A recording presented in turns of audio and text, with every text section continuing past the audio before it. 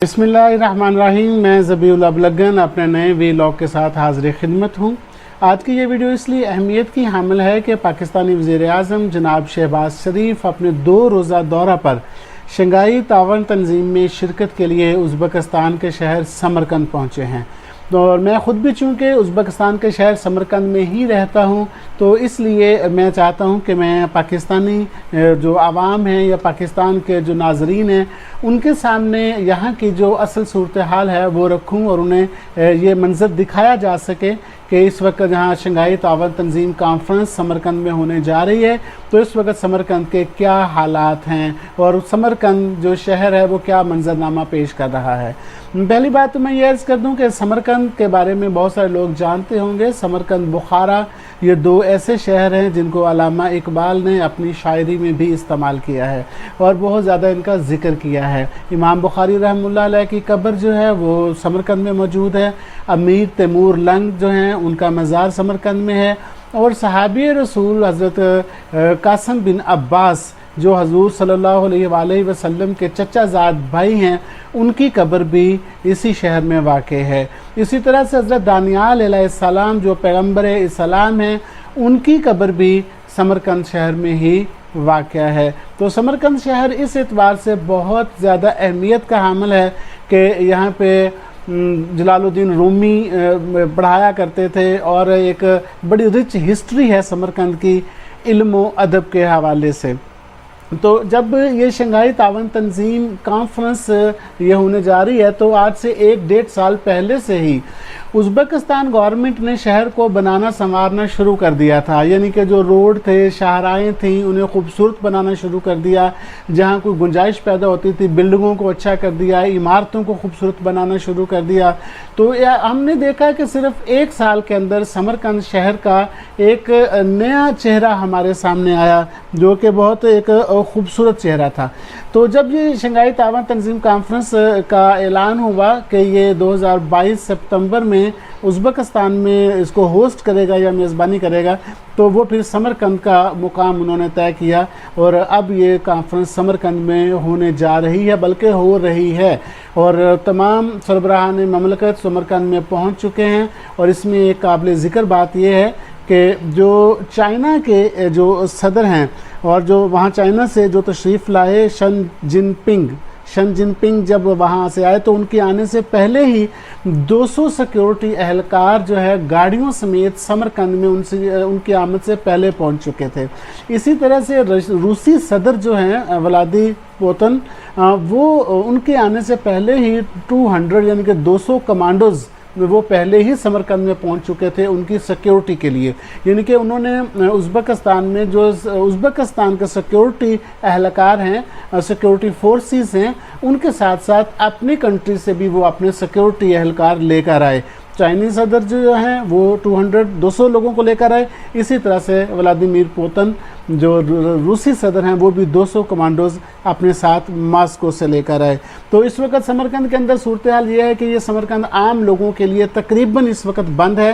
सियाहती मकामात को आम लोगों के लिए बंद कर दिया गया है और जो मुअज़्ज़ज़ मेहमान डिफरेंट कंट्री से यहाँ पर आए हुए हैं और वो उनके लिए ये शाहराएँ जो हैं ये खोली गई हैं और सियाहती मकामात को खोला गया है।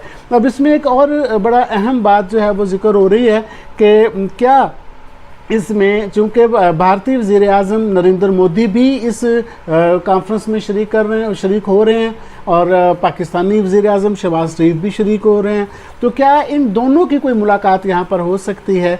तो इस हवाले से भी कुछ देर पहले मैं एक टेलीविज़न पर भी यही बात कर रहा था कि अभी तक ये मुलाकात शेड्यूल नहीं है, कि अब जो शेड्यूल मुलाकातें हैं उनमें हमने देखा है कि ईरानी सदर इब्राहिम रईसी के साथ पाकिस्तानी वज़ीर-ए-आज़म की मुलाकात शेड्यूल है और तैयब उर्दवान साहब के साथ मुलाकात उनकी शेड्यूल है, बेलारूस के प्रेसिडेंट के साथ मुलाकात शेड्यूल है और इसी तरह से रूसी सदर व्लादिमीर पुतिन के साथ उनकी मुलाकात शेड्यूल है।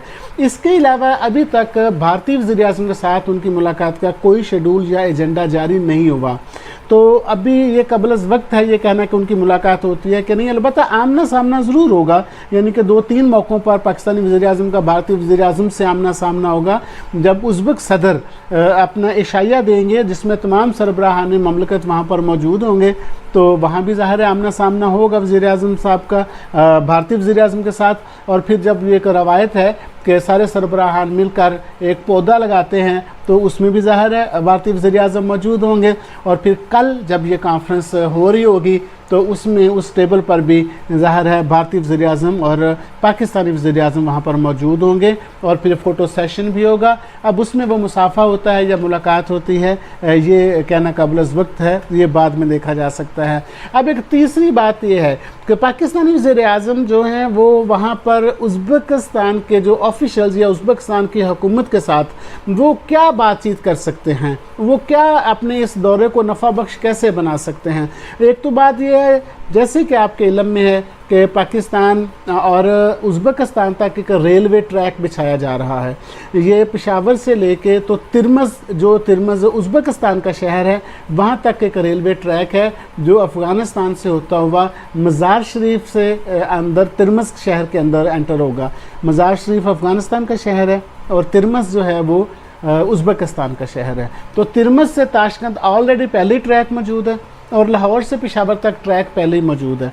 सिर्फ पेशावर और तिरमज़ तक का ट्रैक जो है रेलवे ट्रैक, उस पर काम हो रहा है। यकीनी तौर पर दोनों जो सरबराहान हैं उज़्बेकिस्तान के और पाकिस्तान के, वो इस पर भी बातचीत करेंगे।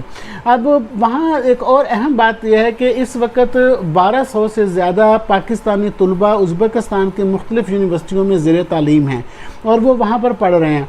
मैं तो ये कहूँगा कि पाकिस्तानी वज़ीर-ए-आज़म को उज़्बेकिस्तान गवर्नमेंट से ये बात करनी चाहिए कि उन जो स्टूडेंट्स वहाँ पढ़ रहे हैं उनके लिए सहूलियात जो है फराहम की जाएँ।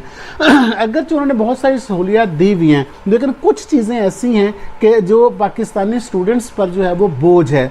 जैसे कि हर साल उन्हें पुलिस रजिस्ट्रेशन की मद में उन्हें तकरीबन $225 पे करना पड़ते हैं।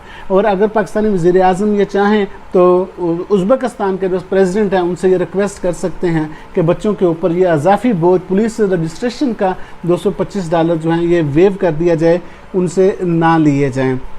इसी तरह से टेक्सटाइल की इंडस्ट्री में उज़्बेकिस्तान के अंदर बहुत सारे पाकिस्तानी वर्कर काम करते हैं, लेकिन उन सब बेचारों को एक प्रॉब्लम है। वो प्रॉब्लम उन्हें ये पेश आता है कि वो पाकिस्तान में पैसे नहीं भेज सकते, ना वो पाकिस्तान से पैसे उधर भेज सकता है।